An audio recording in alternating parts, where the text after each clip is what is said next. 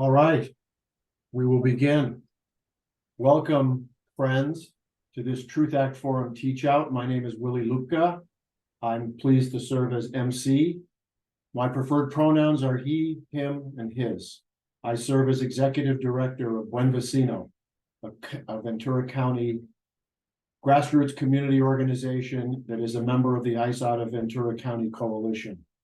ICE Out of Ventura County is a coalition with more than 20 diverse organizations who have joined the coalition and worked together toward a common goal of ending voluntary cooperation by our Sheriff's Department in Ventura County with Immigration and Customs Enforcement, ICE. Our coalition has shared values that immigrants are integral, contributing, essential community members here in Ventura County. We believe in the right of families to stay together without the threat of being detained or deported from their loved ones. Our county government and sheriff's office should respect and uphold every person's humanity and human rights, regardless of their immigration status. We are calling for Ventura County to join with many other counties across California that no longer voluntarily cooperate with ICE. If you happen to be a member of an organization that agrees with our values and purpose and is interested in joining our coalition, please let us know. You can reach us at contact@iceoutovvc.org. Before we begin, a few quick acknowledgements and thank yous. Our event co-hosts are the American Civil Liberties Union Ventura County chapter, whose members have done a lot of work to prepare for this event. The Mixteco Indígena Community Organizing Project, known locally as MICOP, and Buen Vecino. And great thanks to our interpreters from Rooted Language Justice and MICOP, and great thanks to our presenters, who you'll meet and hear from in a moment, and great thanks to each of you who's here and attending tonight. This event has a few main goals so that we'll all understand the Truth Act and related laws, to clarify how Ventura County public safety agencies, including our sheriff's office, are collaborating with Immigration and Customs Enforcement, what the sheriff's office is and is not legally obligated to do regarding immigration, and to consider the impacts the sheriff's office's collaboration with ICE has in our community, and to support community members in being prepared to give public comments at the Truth Act Forum, which is scheduled next Tuesday, November 7th at 3 o'clock. If we're going to achieve these goals, we will need your help. After our speakers finish their presentations, we'll have time for questions and answers. So if you have any questions, please write them in the Q&A box, which can be found on the Zoom panel on your screen. We'll address the questions during the Q&A portion a little bit later in the teach out. All attendees will be on mute for the duration of this event, and you should know that some of our presentations will be in Spanish and some in English. So if you don't speak both languages, it's important to be sure to choose the proper language channel. We will be recording this event, and we'll share a link to the recordings after we get them posted on YouTube, so you can view it again or share it with people who couldn't be here tonight. One more comment before I give the floor to our first panelist.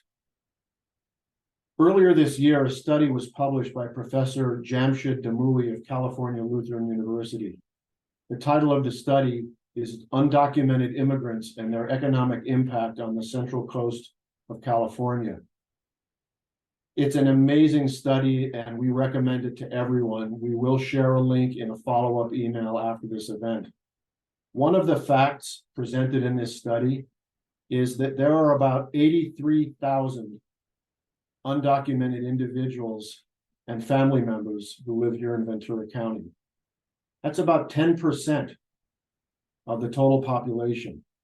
Let's keep that in mind during this teach out, and as we consider the impacts of our sheriff's office working with ICE on immigration enforcement. And with that, I'm very pleased to introduce our first speaker, Jehan of the Immigrant Legal Resource Center. Hola, buenas noches a todos. Voy a dar mi presentación en español hoy. Pero quería saber si alguien sabe cómo presentar los dos presentaciones en inglés y español a la misma vez.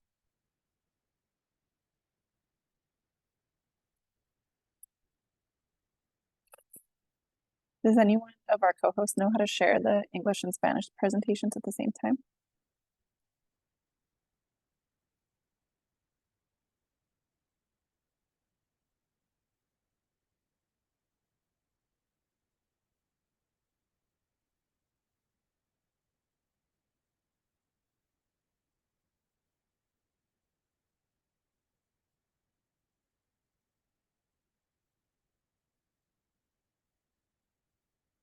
Okay.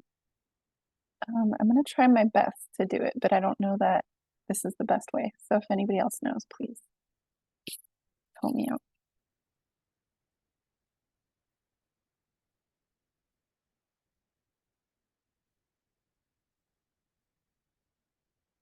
Okay.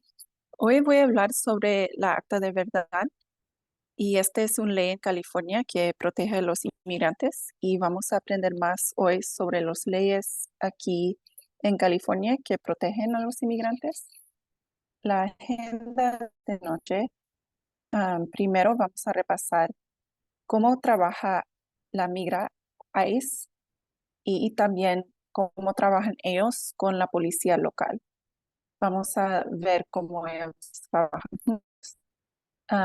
Después vamos a cubrir algunos mitos que inmigración ICE usa para justificar esta colaboración con la policía local. Después vamos a hablar sobre algunos problemas que tenemos cuando la policía local colabora con ICE. Después vamos a hablar de esas protecciones estatales que están aquí en California para prevenir colaboración voluntario con ICE. Y también vamos a hablar finalmente Jehan, sobre forgive el me. condado. I can Can hear you. you click slideshow so it'll show up bigger on everyone's screen? Thanks. Yeah, my one problem is that it will only show one slide at a time. So it won't show English and Spanish at the same time. Well, then maybe show them in sequence. All right, Okay, that's fine. we're getting different reviews. Um, Some prefer the double view. For the sake of people who speak either language individually like me, let's go back to the double view. Okay, let's return to what you had, sorry.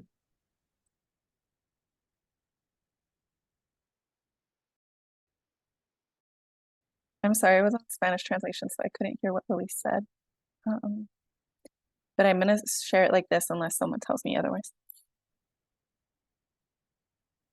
Doble vista. Okay, gracias.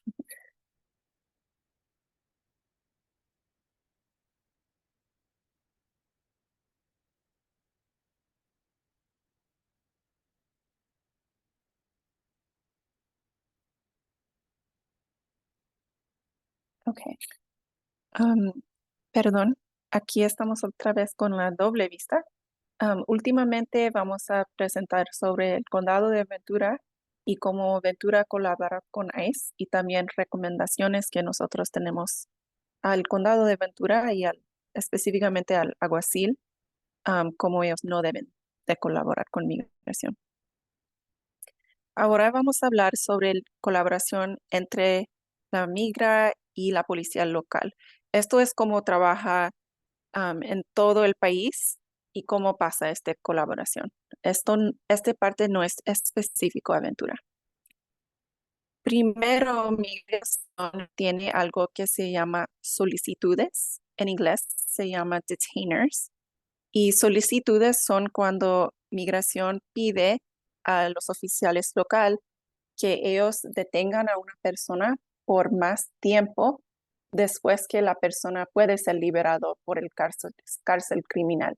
Así que cuando una persona está arrestado, ellos tienen una fecha donde tienen que salir, tal vez porque terminaron su sentencia, tal vez porque ellos fueron arrestados, pero después la policía decidió que no van a poner cargos, pero de todos modos ellos tienen el derecho de salir libre. Y una solicitud es cuando la migra pide al oficial local que voluntariamente detengan a esa persona por tiempo extra. Y cuando los oficiales locales deciden detener al persona, migración viene para recogerlos. Eso se llama solicitud. También usa solicitudes de notificación.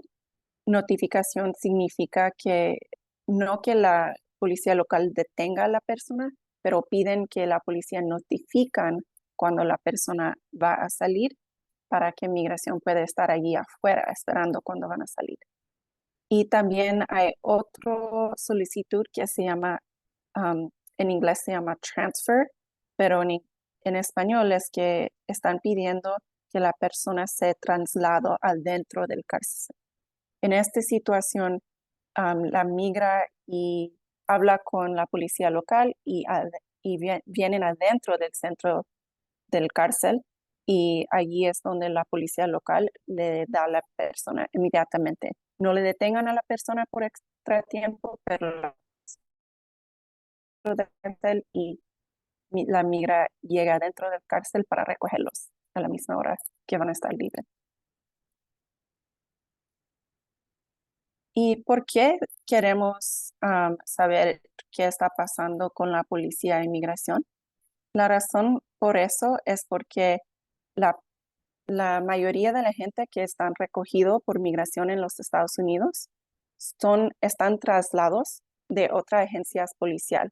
Así que 70% de las personas que están arrestadas por la migra en los Estados Unidos son arrestados adentro de un cárcel o adentro de una prisión.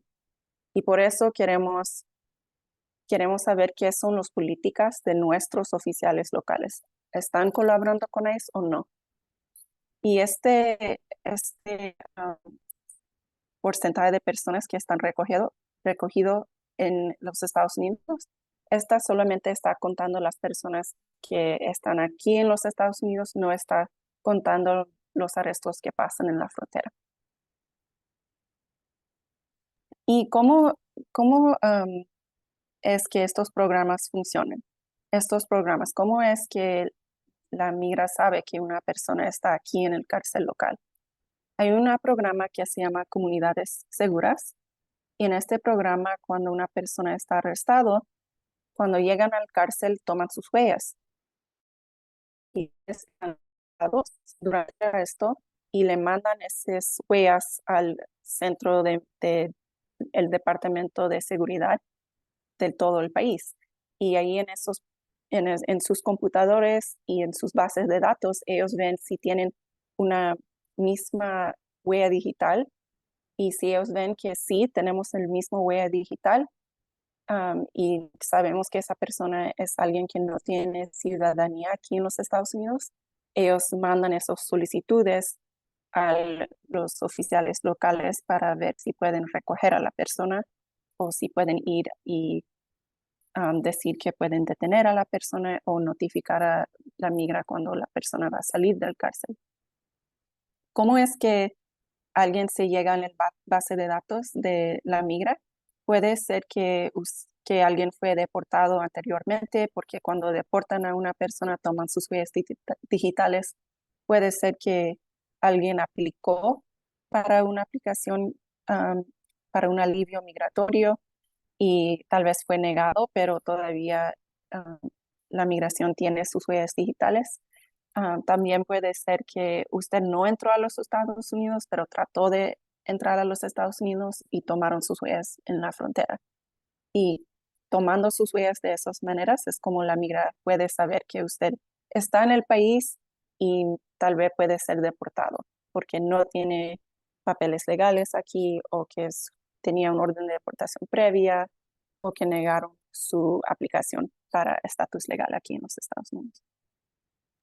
Jehan, one quick announcement Ujú. about the presentation is these slides will be sent following the presentation today. We will be sending this via email. So if you registered today, you will get an email from the ICE out of Ventura folks with a copy of the presentation. En español, después de la presentación de hoy, van a mandar por correo electrónico una copia de la presentación que ven enfrente de ustedes. Si se registraron para este evento, deben de recibir una copia de esta presentación por correo electrónico. Gracias. Thank you. Sorry. Okay, thank you. Gracias, Nolasco. Okay, ahora vamos a cubrir los mitos que ICE usa para decir que debemos cooperar con los oficiales locales. El primer mito es que ellos dicen que los leyes santuario causan más arrestos en la comunidad. ¿Qué son los leyes santuario? Los leyes santuario son leyes que ponen límites sobre la policía en cuando ellos pueden dar información a la migra. Todo de las oficiales policial, todas las agencias policial local tienen que mandar las huellas a migración, pero es voluntario si quieren responder a sus solicitudes para notificación, para detener a una persona por más tiempo o para trasladar a una persona. Así que ICE dice, pues si usted no coopera y ayúdanos a recoger personas del cárcel, vamos a tener que ir afuera y arrestar a gente en la comunidad. Pero este es un mito. ¿Por qué? La Universidad de Syracuse hizo una investigación y comprobó que no hay un riesgo más alto para las personas que viven en ciudades santuarios que van a ser arrestados por ICE si ellos viven en una comunidad que tiene una ley santuario.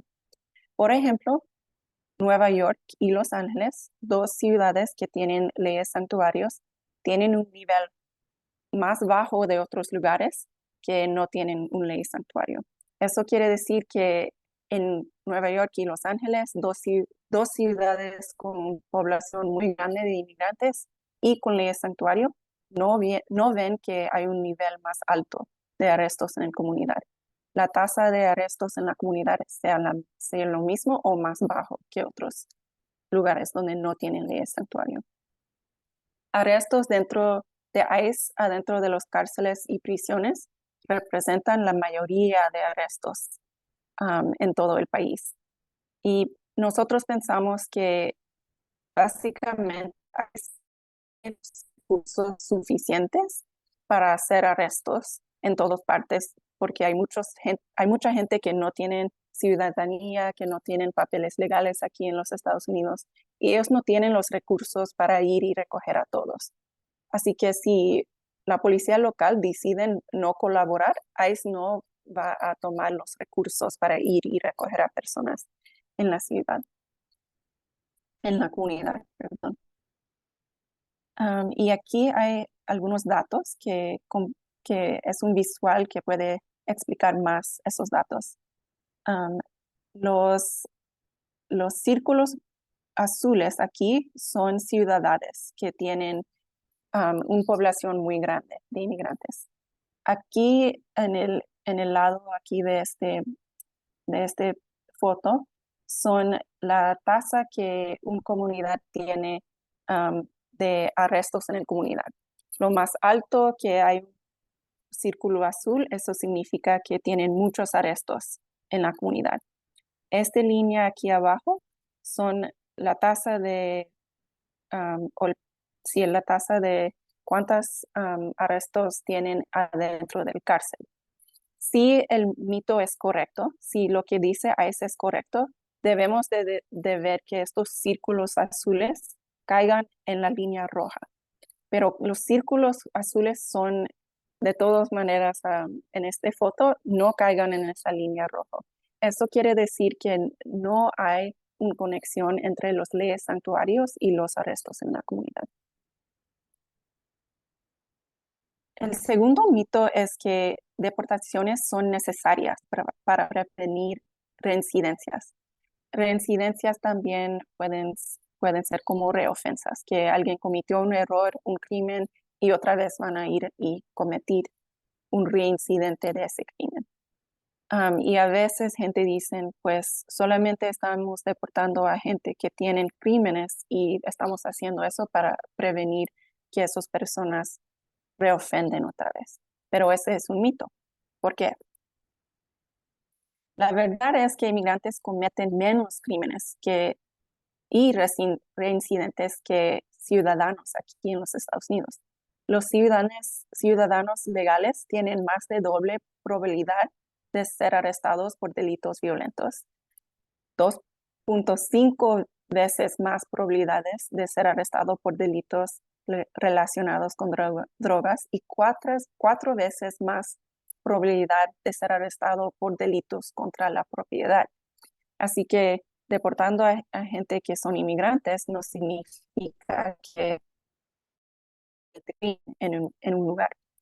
También los ciudadanos vuelven a cometer delitos adentro de 3 años en un porcentaje de 32% más que gente que son inmigrantes. Y también específicamente con la gente que no tienen documentos, gente sin papeles legales, ellos solamente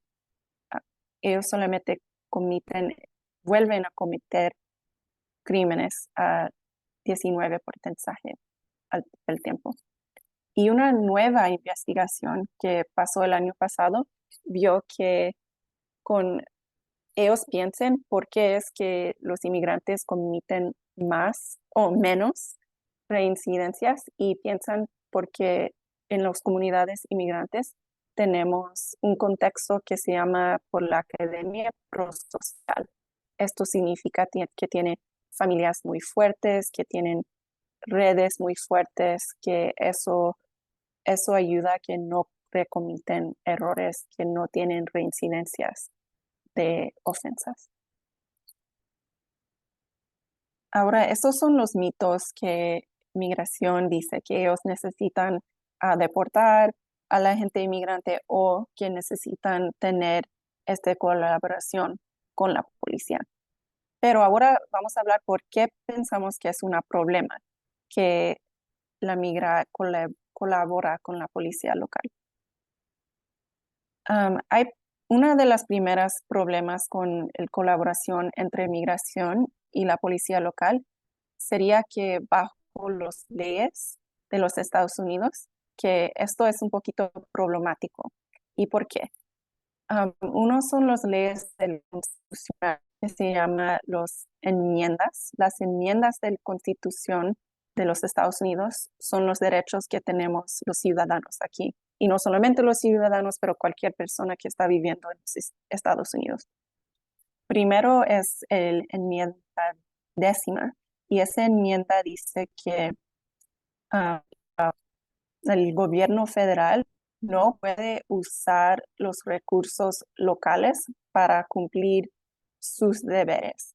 Y uno de los deberes del gobierno federal es inmigración. Así que ellos no pueden controlar los recursos federales para hacer el trabajo de ellos de inmigración. Así que cualquier trabajo que la policía local quiere hacer para ayudar a ICE es voluntario, no es algo mandatorio. También la 4ª enmienda guarda que gente no pueden ser detenidos o no pueden tener su cuerpo o sus pertenencias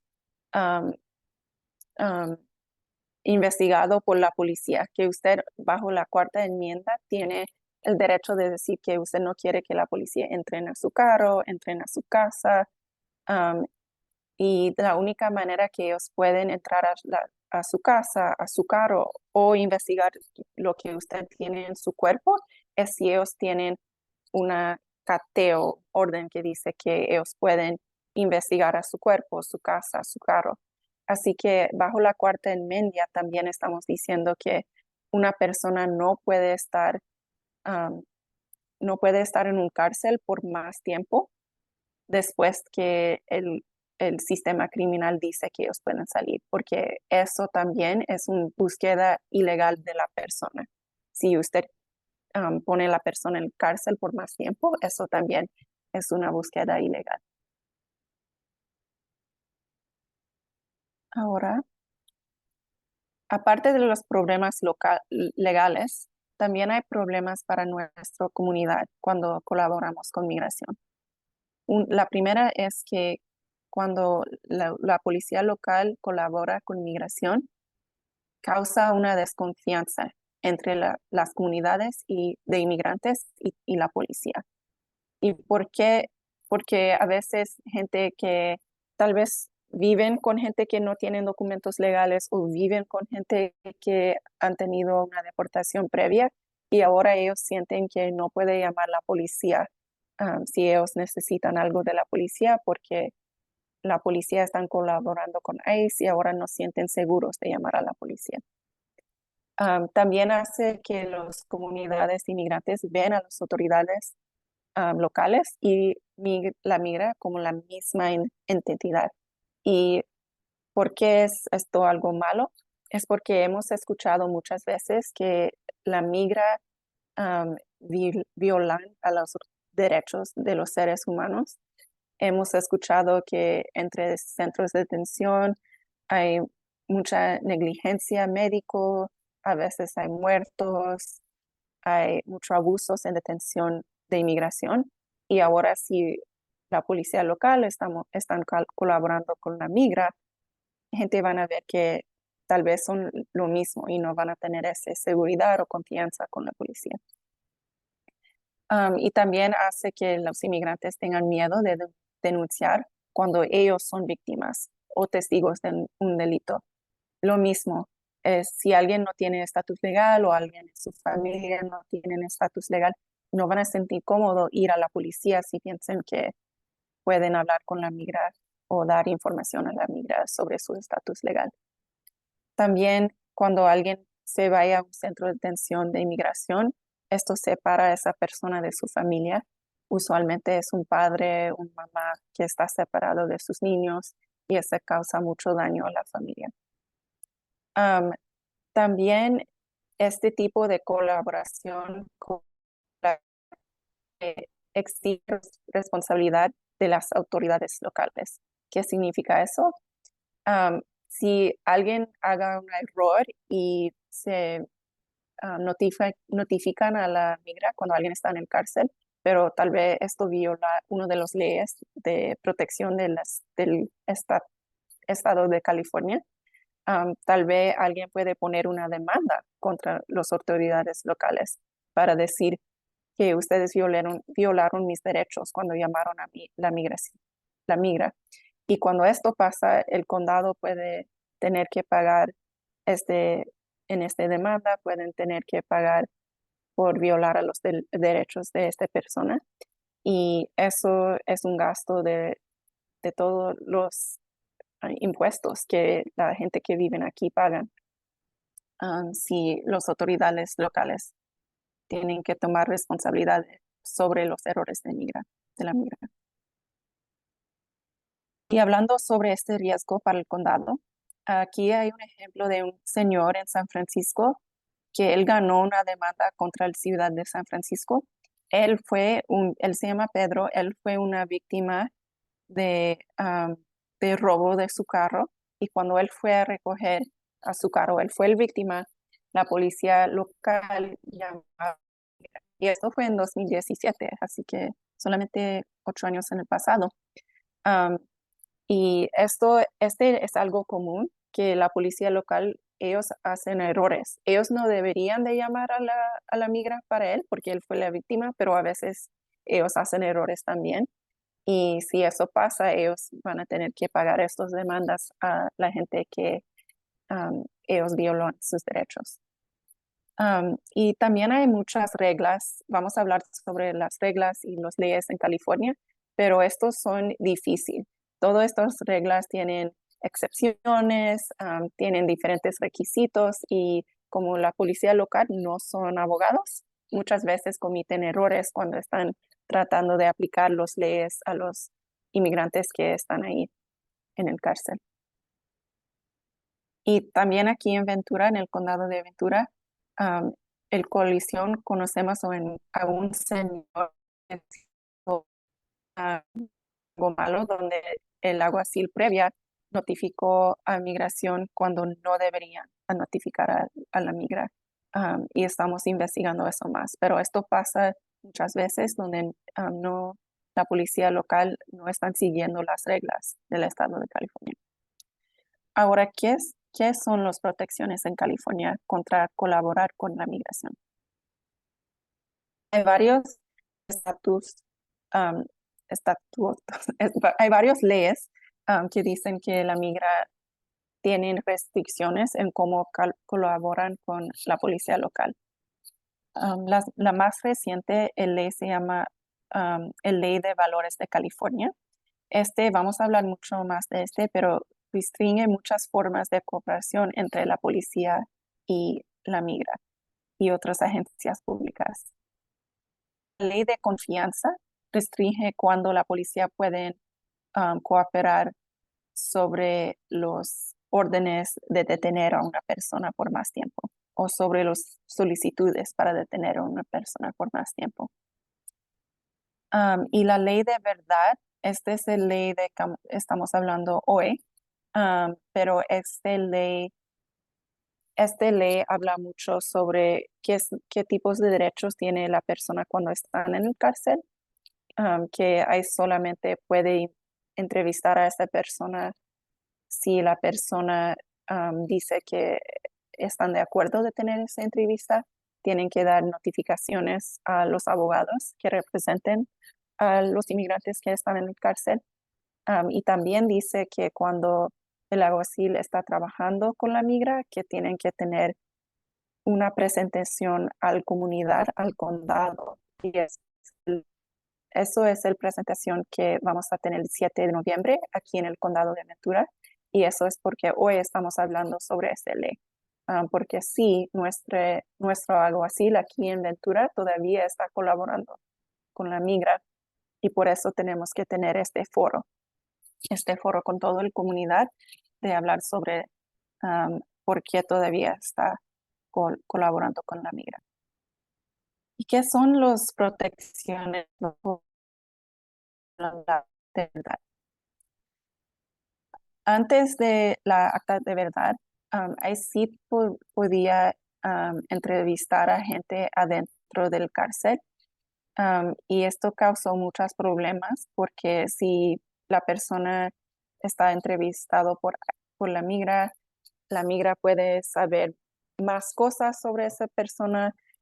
A veces gente no sé cómo hablar con la migra sin su abogado y están diciendo cosas que tal vez no pasaron. A veces gente no sepan su historial criminal muy bien porque es difícil conocer todas las leyes de California y a veces dicen cosas que no han hecho. A veces dicen cosas peores de lo que han hecho. Ahora con las protecciones del acta de verdad, si la migra quiere venir y entrevistar a alguien, tiene que dar notificación a esa persona y esa persona tiene que dar permiso que entre la migra. También tiene que dar esa notificación de la entrevista a los abogados de esa persona.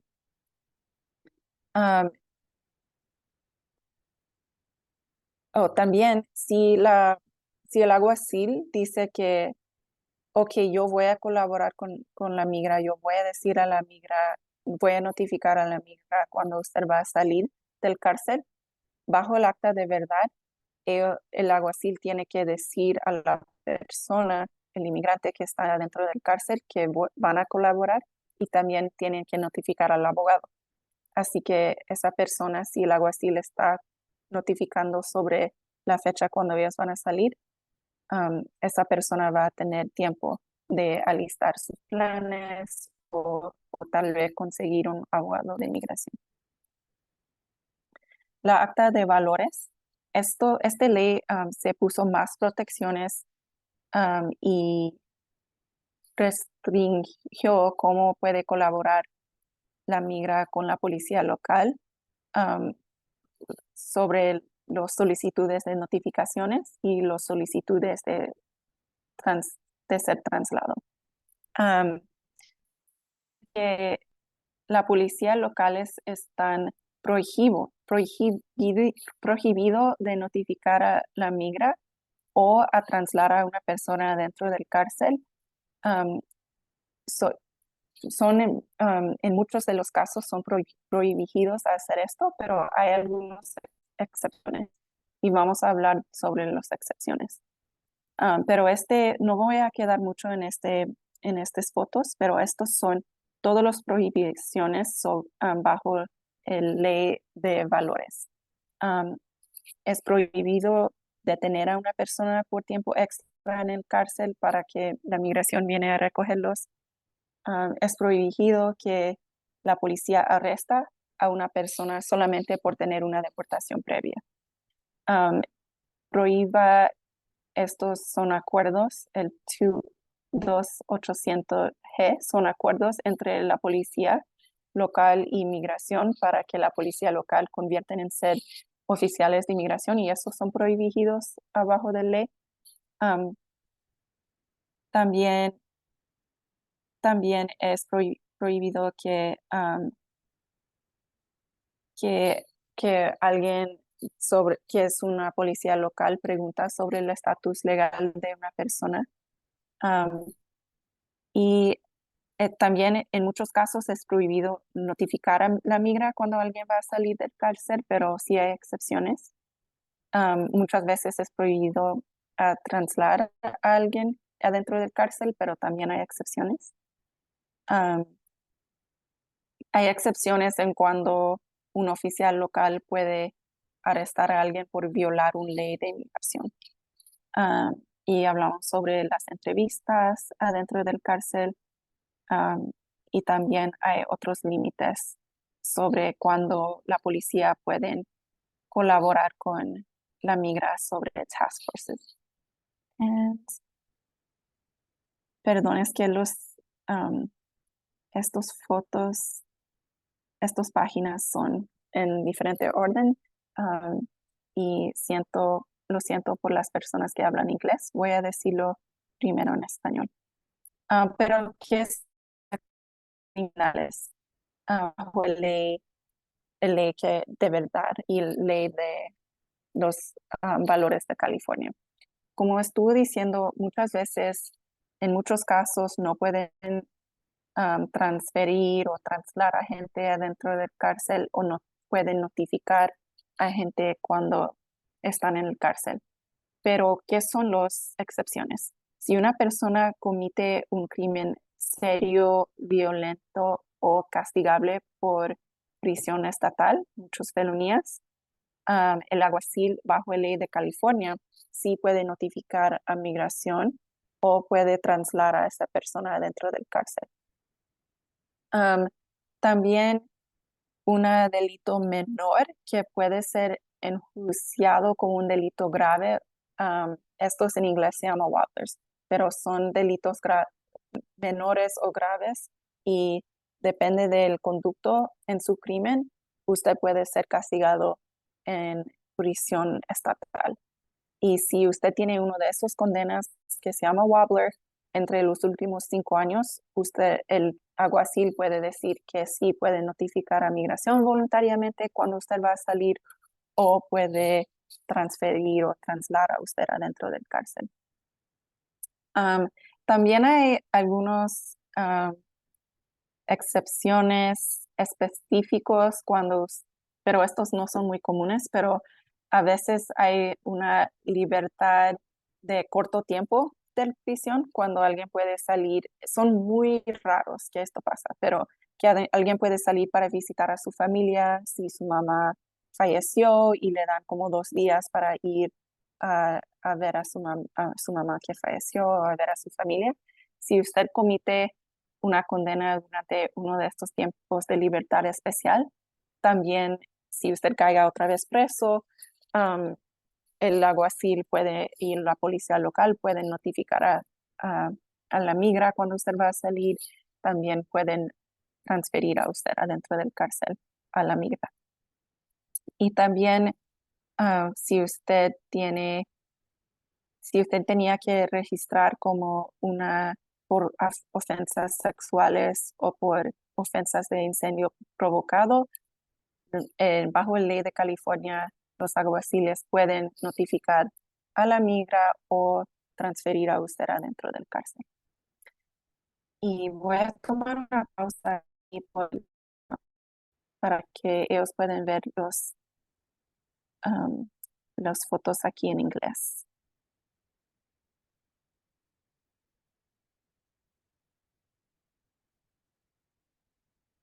Ok. ¿Y qué está pasando ahorita en el condado de Ventura con la migración? Okay. And should I pass it to you, Luis? I'm going to try to add a slide so it stops being like two Yes. slides. Okay. There you Thank you, Jehan. Ok. Buenas noches. ¿Me escuchan? Sí, ok, muy bien. Buenas noches, mi nombre es Luis Nolasco. Yo trabajo como organizador comunitario con la ACLU, que es la Unión Civil de Derechos Americanos, y estoy aquí para presentar brevemente sobre un poco de información que analizamos de la información que ha sido presentado aquí en el condado de Ventura sobre qué es y cómo colabora el sheriff o alguacil con las agencias de inmigración. Y va a ser una breve presentación y ahorita se la paso de regreso a Jehan para que continúe con la presentación. Pero muy breve, eh, aquí pueden ver, es medio difícil ver, ah, pero el punto que quiero que vean con las gráficas que están en la pantalla es el número de colaboración que se ha disminuido desde el 2017 al 2021. A la mano izquierda pueden ver am, en barras azules, esos son los números de órdenes de detención que Jehan acaba de hablar hace unos pocos minutos. El números que la oficina de los alguaciles de Ventura han recibido por de inmigración. Entonces pueden ver que 2017 y 2018, en 2018 casi recibieron am, 850 solicitudes de órdenes de detención de ICE, pero ese número, el 2021, solo llegaron a casi 150. ¿Eso qué significa? Que todas las leyes y todas las prácticas que acaba de hablar Jehan están funcionando, ¿verdad? Pero el punto que queremos hacer es que aunque vean que se ha disminuido muchísimo la cooperación y la colaboración con inmigración por parte del Departamento de los Alguaciles de Ventura, no está a un nivel donde debería de estar, ¿verdad? Que significa que es cero. Debería de ser cero colaboración, cero órdenes de detención, cero entrevistas, cero notificaciones. Eso es lo ideal, ¿verdad? Entonces, la información que va a presentar Jehan en los siguientes slides va a ser sobre un poco más de esa información, qué es lo que está pasando en el condado de Ventura. Y el último gráfica es esta. Y eso nomás, ese círculo, pues es un poco de información sobre de qué país eran las personas que recibieron esas órdenes de detención. Y como pueden ver, la mayoría de las personas que han recibido una orden de detención de ICE en el condado de Ventura han sido de México, Guatemala y El Salvador, pero no es por decir que es solo mexicanos, sino hay otros países, por ejemplo, de Vietnam, de Australia o de otras partes de todo el mundo que también han recibido órdenes de detención. Entonces es muy importante acordar que esto no es solo un tema que afecta a Latinoamérica, sino es un tema que afecta a personas de toda parte del mundo, ¿verdad? Y con todo eso, yo se lo paso de regreso a Jehan.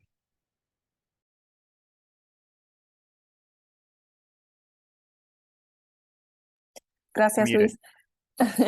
Ahora, ¿qué está pasando ahora en tiempo con el alguacil aquí de Ventura? El alguacil aquí está siguiendo lo mínimo establecido por el ley de la Acta de Valores de California, que también se conoce como SB 54. Y cuando decimos lo mínimo es que él todavía está con esas excepciones por los crímenes graves, serios, los felonías.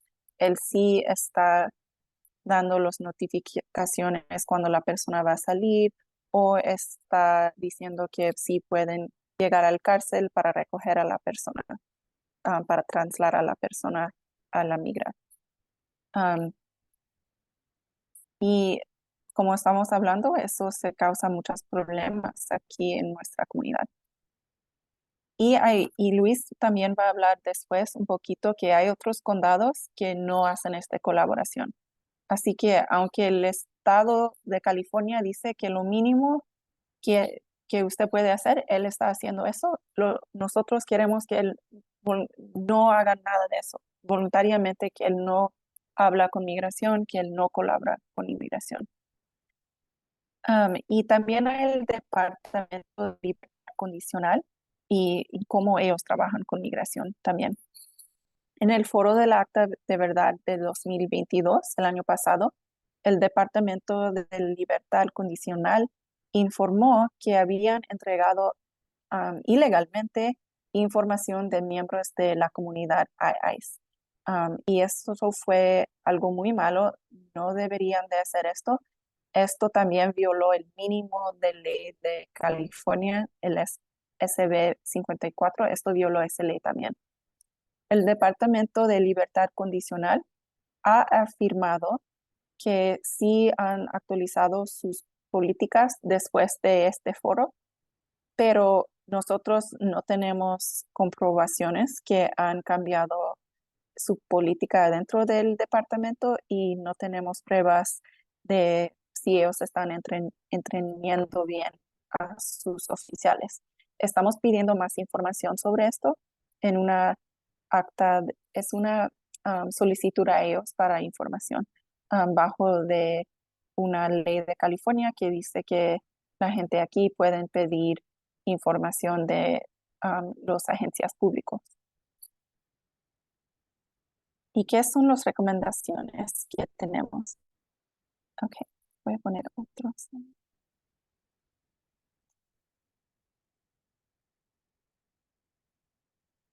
Ok, recomendaciones. Estamos recomendando que el alguacil termina de colaborar con la migra. Queremos que él no responda a cualquier solicitud de notificación o solicitud de traslado. También estamos recomendando que el Departamento de Libertad Condicional termina la colaboración con la migra.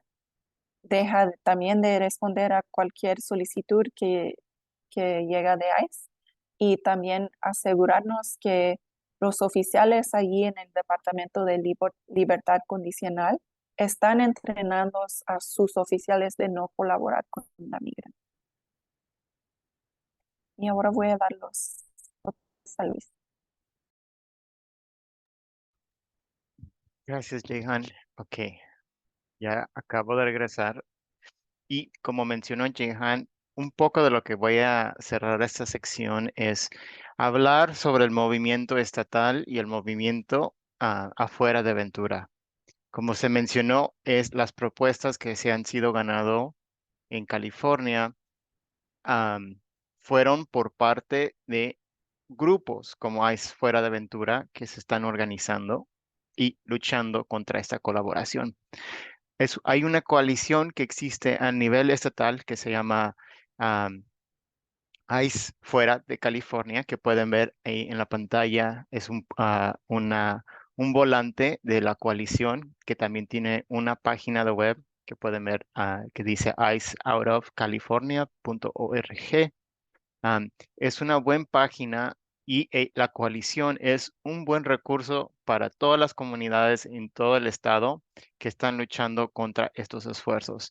Existen muchos recursos e información e educación pública que pueden accesar en la página de web o comunicarse con ellos para asistirlos en esta lucha contra la colaboración de inmigración con la policía. Can you go down, please? Y uno de los ejemplos, como mencionamos, y de este esfuerzo, voy a dar un ejemplo de esta abogacía que es en Los Ángeles. El condado de Los Ángeles por muchos años trasladaba a más personas a ICE que cualquier otro condado en California. Y esto significa que había muchas personas que estaban sufriendo por parte de esta colaboración que resultó en esta coalición formándose en el 2015 y por los últimos 5 años han estado luchando y organizándose en el condado de Los Ángeles para luchar contra estas pólizas. Y finalmente, después de tantos años y por parte, gracias a todas las propuestas de la ley del acta de verdad, la acta de los valores, que se pudo ganar en septiembre de 2020, ganaron una ley del condado que eliminó toda la colaboración con ICE por parte del alguacil.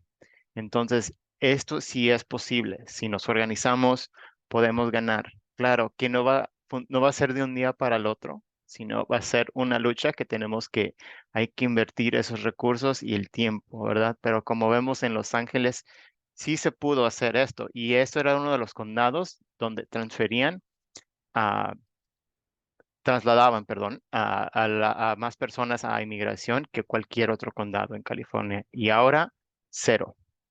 Entonces, sí es posible. Los Ángeles es un buen ejemplo de esta estrategia. Y como pueden ver en la pantalla, ya sé que está muy pequeño, pero ellos también estaban haciendo foros como el de aquí, ¿verdad? De hoy, informándole a la comunidad qué son sus derechos, qué significa eliminar estas pólizas de nuestro condado y qué significa para las personas que han sido impactadas por estas pólizas del sheriff y del alguacil.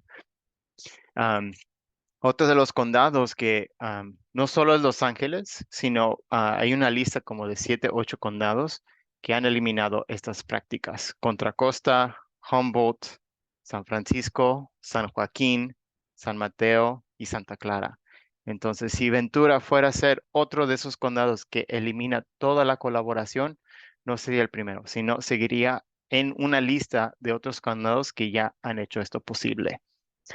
Últimamente, no voy a, es mucho texto, pero nomás quiero dar otro ejemplo de buena abogacía, que es el condado de Orange. El condado de Orange sigue siendo uno de los condados donde estas prácticas continúan a niveles más altos desde que se eliminaron en Los Ángeles. Entonces, ya Los Ángeles no es uno de los condados que trasladaba a personas, sino ahora el condado de Orange tomó ese lugar como el número 1. Y ahí ha habido muchos esfuerzos por la parte de la comunidad para luchar contra esas prácticas. Y una de las cosas que ha sido muy efectiva es ciertos puntos que le llaman en inglés talking points, puntos claves que se enfocan en cómo es que podemos decir lo que necesitamos decir en en pocas palabras, por decir. Ah, por ejemplo, uno de los puntos claves de Condado de Orange dice, la comunidad inmigrante merece confianza. La Junta de Supervisores del Condado debería estar más interesada en confiar y apoyar a la comunidad de inmigrantes del Condado de Orange en lugar de criminalizarlos y deportarlos. Entonces, es importante y algo muy bueno que han podido hacer en el condado de Orange es enfocándose en la comunidad, cómo afecta esto a la comunidad inmigrante y qué son nuestros valores como condado y comunidad, qué son los valores del condado de Ventura, ¿verdad? Esos son puntos que hay que enfocarnos en este trabajo. No es solamente de decir que tenemos un alguacil racista o cualquier punto así, sino más bien hay que enfocarnos en las personas que han sido impactadas por estas prácticas y el impacto que tiene en nuestra comunidad. Y como mencionamos, usar los otros condados como ejemplo. Si Ventura fuera a hacer este paso, a eliminar toda la colaboración, no sería el primero, sino solamente estuviera siguiendo lo que ya otros condados han hecho. Entonces, hay ejemplos, Los Ángeles, muy cerca de Ventura, ¿verdad? Que pueden hablar con el condado y personas que trabajan en Los Ángeles, ¿verdad? Igualmente podrían asistir al condado si es que tuvieran preguntas, pero todo esto es nomás para darles un poco más de información sobre este movimiento que no solo está pasando ahí con ustedes con este siguiente foro, sino es algo que comunidades en todo el estado están enfocándose en estos días y es para darles el esfuerzo y el sentimiento de que estamos unidos en la lucha, ¿verdad? Para ah, para lo que queremos que sea la realidad, que sea que ya no exista nada de esa colaboración. Entonces, con eso ahí yo creo que pausamos nuestra presentación y se lo paso de regreso a Willy.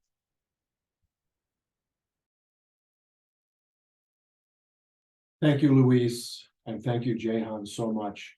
Everybody, please hang in there. We have one more presenter who's put together some information for us that is absolutely fantastic. It is Dr. Marcela Nava, who is joining us all the way from Arlington, Texas, where she is part of a coalition like ours here in Ventura County. She was identified by one of our ACLU Ventura County chapter board members, Patricia, and we are so happy to have you here, Marcela. Please take the floor. All right, thank you so much for having me. Let me go ahead and share my screen and get started.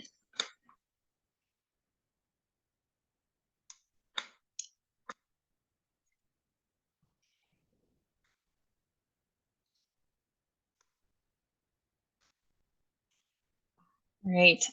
Well, good evening to everybody. Buenas noches a todos. I'm going to do my presentation primarily in English, but of course, I'll make everything available in Spanish. Voy a dar la presentación primariamente en inglés, pero voy a tener todo disponible en español y claro, estoy feliz de contestar cualquier preguntas que tengan también.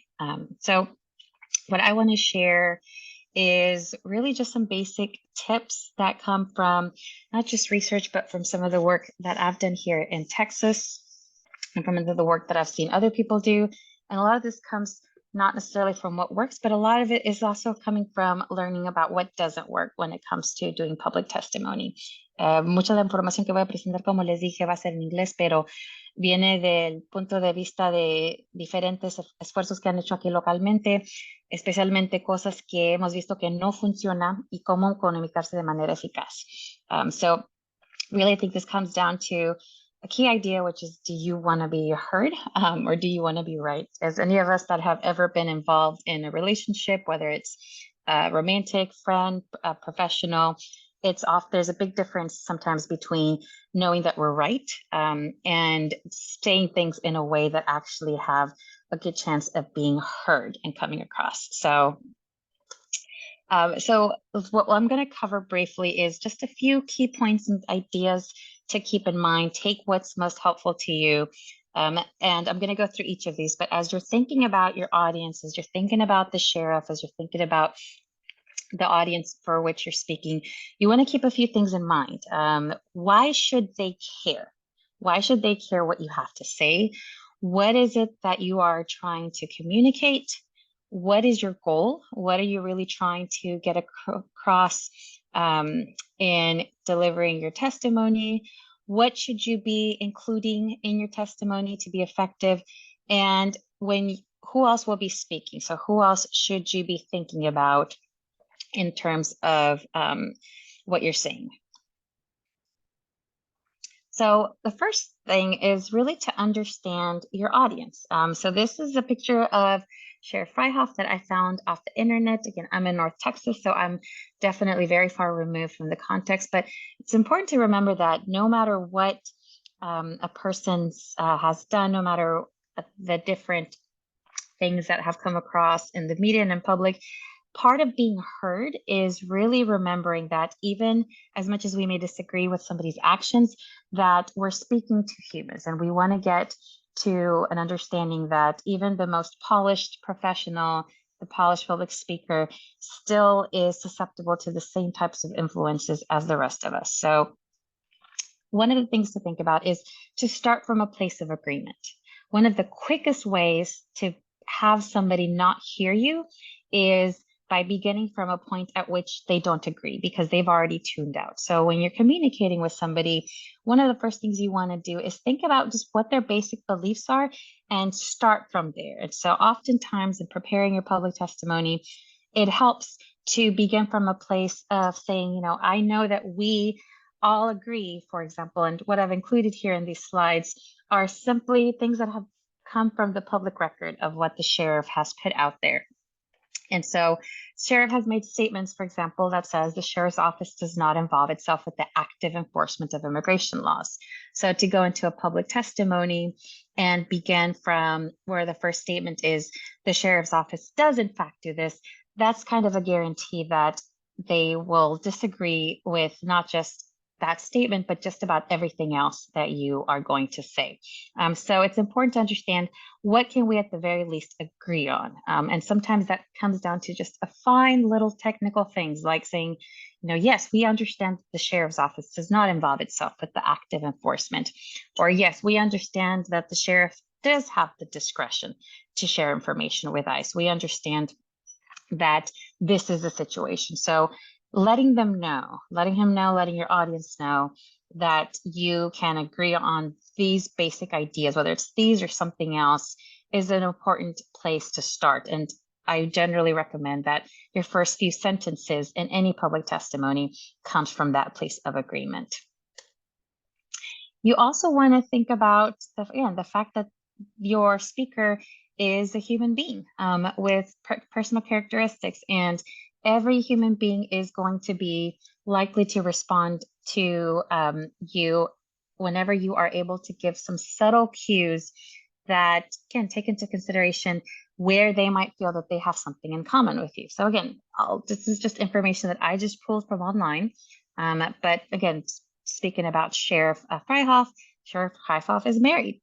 His wife have 2 daughters, received degrees in education, adult learning, administrative leadership, went to the FBI National Academy, got the Medal of Valor. So what this means is that when there's an opportunity to say something and relate to him as a husband, as a spouse, to relate if you have children, to say, you know, something along the lines of, you know, as a parent of 2 daughters, as a parent of children, if you are an educator, as a fellow teacher, as a fellow person with a passion for education, anytime that you have an ability to either say something that you think they might relate to, or to even compliment them. You know, I understand that you have a passion for education, and given that, you know, and so think about what might be important to this person and find ways to integrate that into your public testimony, into any conversations with them. Another way of really making sure or improving the chances that somebody's going to hear you is to find a way to echo some of their values. So a couple of public statements that the sheriff has made is, you know, one sentence here: to be effective, we need trust and cooperation between all residents and the deputies sworn to protect them. There's also a public statement he made that says, I want anyone who victimizes members of our community to be held accountable. So here's an opportunity to, again, send a message that says, you know, we agree on these values. So when there's an opportunity to begin from a place that says, you know, just like you, Sheriff, I also believe that it is important to have trust and cooperation between residents and the deputies, and therefore, or just like you, I believe that people who victimize members of our community should be held accountable, and this is why. So finding ways to understand their values and echo those is another good opportunity to, again, just hit some of those subtle psychological cues that let somebody know that you don't necessarily, that you share the same values, which again is an important aspect of making sure that that person doesn't shut down essentially and filter you out. Just like, again, many of the conversations you've had, I'm sure it's like many conversations I've had also, whenever you challenge somebody's basic facts, or facts that they hold to be true, that's another way of really guaranteeing that they're not likely to listen to you. So even if you disagree with it, even if you know certain things, and again, I say this from an outsider's perspective, I don't pretend to have an opinion on what's happening on the ground. But when somebody's facts are directly challenged, then internally, the reaction is almost as if that person was being called a liar. And you can imagine how you would feel if somebody called you a liar and the reaction you might have to hearing what that person has to say. So again, this isn't about who is right or wrong. It's about, do you want that person to hear you or do you want them to shut down? So some of the statements that this person has made, our deputies do not inquire. We do not use ICE agents as interpreters. We don't arrest people. So again, whether or not these things are true in practice, whether or not you agree or disagree with these statements, be cautious about how your statement addresses or directly contradicts this, and try to avoid challenging or contradicting anything in a very direct manner. A lot of the times too, it's helpful to think about, again, what's this person's motivation going to be? Why should they listen to you? And sometimes the opportunity has to do with their professional goals. One of the things that Sheriff has done is lay out pillars of what he wants to accomplish. And he makes a statement about how his stance on immigration has to do with this pillar 7, better outcomes for all. So when you're giving a public testimony and you want to explain, no, here's why I think this is important, it helps that this person can hear something that, along the lines of, consistent with what you said, or consistent with your goal of having better outcomes for all, this proposal or this recommendation, can help you achieve that. So making sure that anything that you're doing, that you're saying, that you're proposing is helpful, aligned with that person's professional goals, continues to send the message that you're aligning. And so a lot of these are, again, if you think about marketing and how incredible marketers are at getting us to buy their products and believe that we need, the products that they're selling, a lot of these come down to just the words and the language that you're using to really send this subtle psychological message to somebody. Marcela, that lets them know. Yes. I'm sorry to break in. Something's happening with the interpretation. Can you just pause for just a sec? Sure can.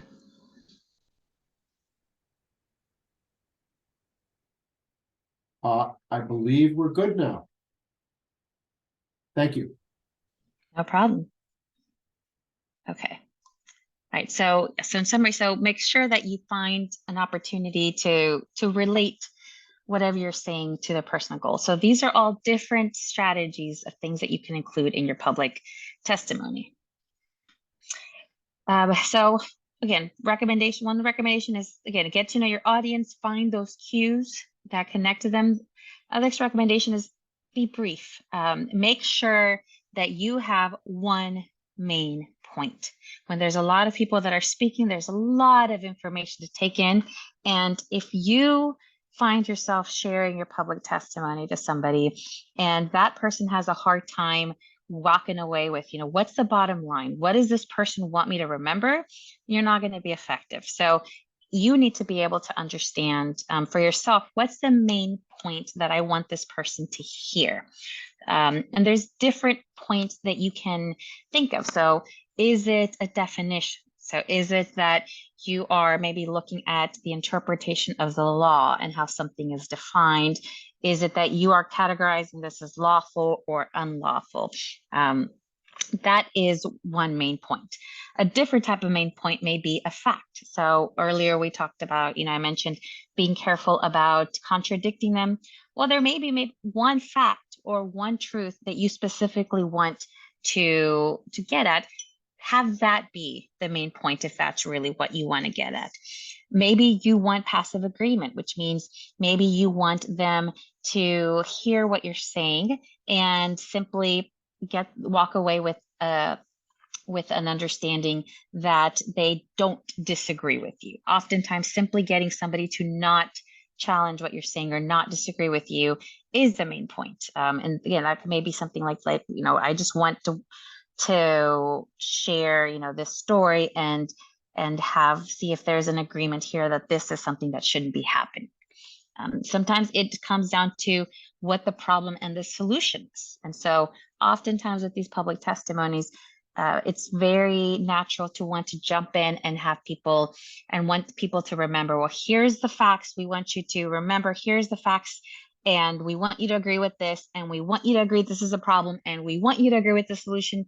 And that is simply too many things, too many points for one individual to walk away with, especially in such a brief amount of time that you have to speak to somebody. So you may want them to remember that there's an immediate problem that needs immediate action, or you might want to establish something that's happening as being immoral. So these may all be things that you want them to remember, but you can only convey so many messages in one single public testimony. So here again, I recommend you pick one main message. What is the one thing that you want them to remember from what you say? And make sure that everything you say is wrapped around that. Set a realistic goal for your testimony. This is sometimes one of the most difficult things to keep in mind, because we're also very passionate about what we are doing. And some of us have been very, very deeply and painfully impacted by what's happening. But the reality for public testimony is that oftentimes when we go into a situation and we share our perspective on something, we share what we want to be done, we often go in expecting that we're going to, have this perfect speech, and I'm just going to, convey what's happening, and it's going to come out so beautifully and so passionate, and they're just going to turn around and change their mind, and the problem's going to go away. And that is simply not a realistic case.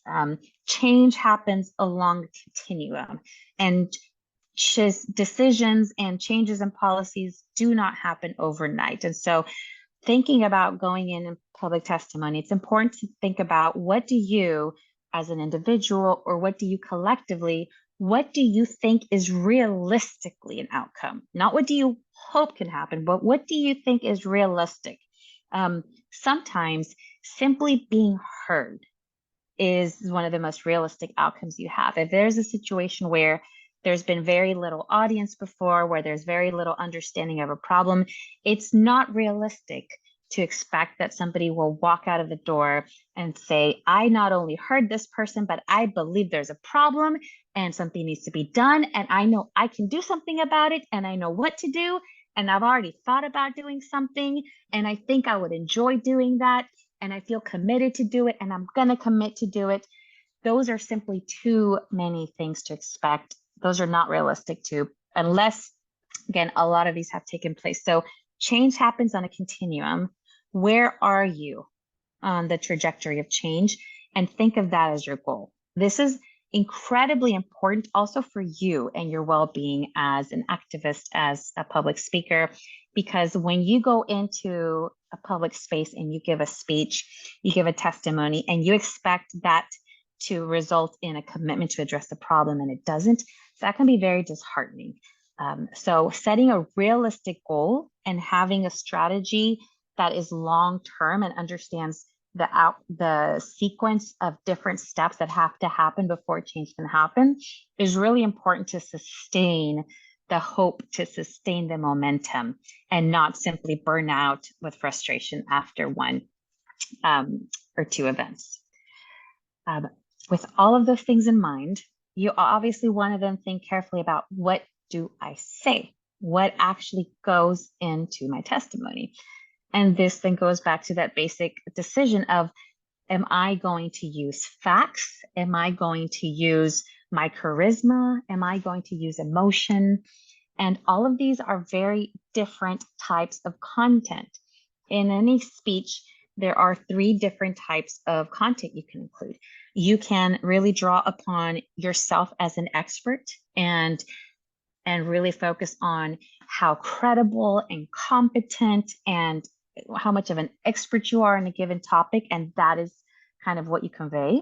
You can draw heavily on emotion and making sure that it is the emotion, the that kind of raw connection, or you can draw on logic and facts and finding a logical way for people to approach it. But all of those carry their own warning. And so you want to be careful and thoughtful, because if all you want to do is be heard, if that's your goal, for example, then you want to think about what content is most likely to result in me being heard. Is it going to be my competence? Am I going to be heard if I focus primarily on just being really, really well organized and just coming across as the most polished and wonderful speaker and making that eye contact and just being incredibly persuasive? Maybe, but if you do that too much, you can certainly come off as being a little full of yourself. Are you going to lean into the resources? Are you going to throw out facts and really go from the perspective of, 30% of, situations have resulted in this, and here are the health harms that happen here, and here are the sources? That can be very helpful when you are trying to, again, prove a point, establish a fact, establish something not being truthful. But believe me, as a professor, as somebody with a PhD, too much information, people will shut out, people will tune out. So you can only throw so many statistics and facts at somebody before it dilutes and it weakens your main point. My biggest caution here, and this is something that I've seen the most in some of the work that I've witnessed here in North Texas, is emotions. There's no way to talk about a lot of these issues in a way that doesn't stir up our emotions at a basic level, because whether we're affecting this personally, whether it's our family, whether it's our neighbors, this is a very, very painful situation that many of us are experiencing, and that the people we're addressing oftentimes have very little context for. So when we're going into speech and we have so many emotions to share, stirring up emotions in others can work if they can relate to those feelings. So if they can relate to the feeling of not being able to come home to their two children, if they can relate to the feeling of an educator seeing that their child isn't able to come back and focus on class, if they're able to relate to what you're saying at a human level, that can be effective if you're looking for immediate action, because emotion fades quickly. People may have an emotion, but that emotion has to result in something very quickly. Otherwise, whatever emotional impact you had, it's going to fade. And if you're looking at long-term strategy, emotion isn't going to function very well. If you have a lot of anger and a lot of frustration, and you choose this opportunity to express that, if they can relate to that anger and frustration, again, that kind of that may be impactful. But if they cannot relate to the anger and the frustration that you're sharing, then what they're likely to interpret is that they're being attacked. And that is when you are very likely to see those walls go up, defensiveness go up, and people will tune you out. The other caveat here, and this is probably one of the most painful things that I've seen here in Tarrant County, is whenever there is so much emotional appeal, so much sharing of pain and suffering that is an everyday reality, pain and suffering that we are experiencing, anguish that doesn't go away. But when that becomes the main message that people hear, they become desensitized to it, which means that there comes a point at which they are no longer reacting to that emotional appeal. They're no longer moved by those stories. So even though emotions tend to be oftentimes one of the most powerful emotions, or one of the most powerful tools that we think we have, they need to be approached very carefully, which means that when there is a very emotional conversation to be had, it's helpful to have the emotional release take place in a safe space prior to this testimony, and then be able to figure out how to manage those emotions and choose which emotions you're sharing and for what purpose. And finally, the final thought I have here is think about how to complement each other. If you put yourself on the side of the person that's listening, or the group of people that are listening here, and you're listening to 3 or 4 people that prepared a perfect, beautiful public testimony with succinct points. They're brief.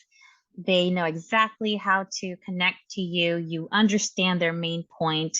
But then the next people, 3 or 4 people following them, choose that opportunity to share just a lot of that anger and frustration, then you might not be as successful in being heard. So whenever there's an opportunity to coordinate or think about how you can choose to either use different strategies, have people relate different stories, but thinking about how you're not going to come across as an individual, but rather as a group of people with a message, that's oftentimes important.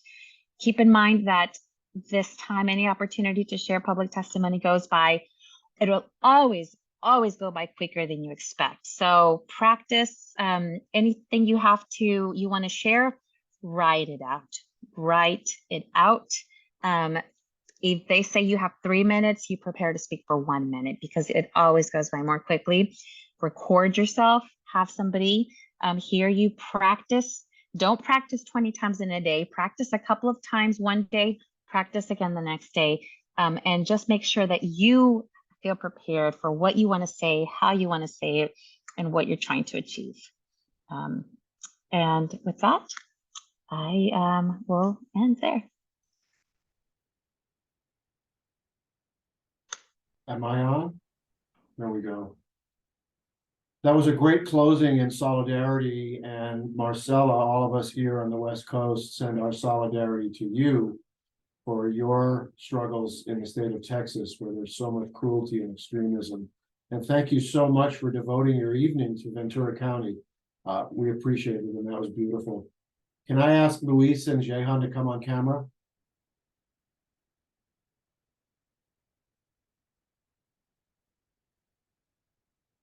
Luis, thank you. Thank you so much for this evening and the great work you do with the ACLU. Jehan, thank you. Fantastic information. To all the attendees that are here, we're going to send the slides and some additional resources out to you. We're just a couple minutes over when we had planned to end, and out of respect to everyone's time, we will close in a minute. But if people have questions, we can take a couple more minutes. We did promise a Q&A time. I do see one from one of our attendees, which I will share and see who wants to raise their hand and respond to it. What arguments or talking points that were effective in convincing, law enforcement officials in counties that did move to zero collaboration? And the presentations have been great. Luis, do you want to speak to that, or Jehan, you have your hand up? Yeah. I'll speak in English. In the last few counties, so San Mateo. Sorry, my microphone was down here. In the last few counties in San Mateo and Alameda that passed ordinances, it was actually the liability to the county that caused them to switch over. And I'll pass it to Nolasco to share about the Southern California counties, what caused them to switch over.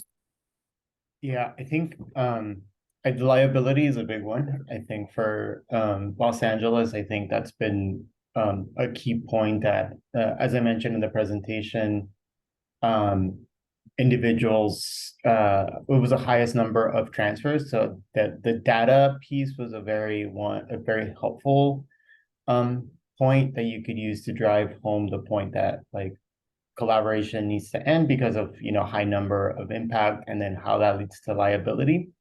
But also something that I think was unique to Los Angeles that resulted in the zero ICE transfer is they just had a really bad sheriff who was just like a terrible human, and their public image was also terrible. And so to the board and the public were already critiquing the sheriff on multiple other issues that this is something that the sheriff had promised in their campaign. And so it was an easy win in that sense of like, this is something that they had committed, and potentially did this as a political move to get some heat off of their back from advocates. But I think it was incredibly helpful there that the folks that were working in ACLU, were working with other non-immigrant rights organizations to get this point across. So the victory in Los Angeles happened because there was other folks that were working on police accountability, police brutality, that were working with ICE out of LA hand in hand for this victory. So I think that is also a very important thing that could be helpful in other places, is bridging the gap between the two and really just painting a bad picture on how these practices reflect on the sheriff as a person, right? But I'm not sure about all the other counties. I just know LA is really where I have the most knowledge of what happened and what led to that victory. Thank you. And when we say liability, we're talking about there's the floor that the state sets as far as when the sheriff can cooperate with ICE. And then there's exceptions. And right now our sheriff is allowing people to fall into those exceptions and be transferred over to ICE. And when we say liability, it's because those exceptions are actually really hard and difficult to apply legally. And so oftentimes sheriff's officials will make mistakes. And if so, you accidentally turn over someone to ICE that didn't actually fall into one of those exceptions, that person can actually sue the county and get damages or get money because the sheriff violated their rights. So that's what we say when there's liability to the county. It's basically the county made a mistake and accidentally turned someone over to ICE, and then that person can sue. So a couple of counties have decided they are better off actually not collaborating with ICE at all. Okay, folks, we're a little over. If there's any other burning questions, ask them quick because we're going to close in a minute. Thanks again to our presenters, to our co-hosts, ACLU, Ventura County Chapter, MyCop, and Buen Vecino. If you want to have more information about ICE out of Ventura County, anyone who's on, please reach out to us. We will send out emails with the information we've discussed. And we hope to see a big community turnout at the Truth Act Forum on Tuesday of next week. And we will send in our email the details on how you can participate. There's 3 ways: by being there in person, by Zoom, or by public commenting. We'll share the details with you. So thanks to all of our attendees and everyone else who supported, and thank you, interpreters. No one can hear applause in a Zoom, but you guys are amazing and we appreciate you. So with that, thanks to all, be well, and good night.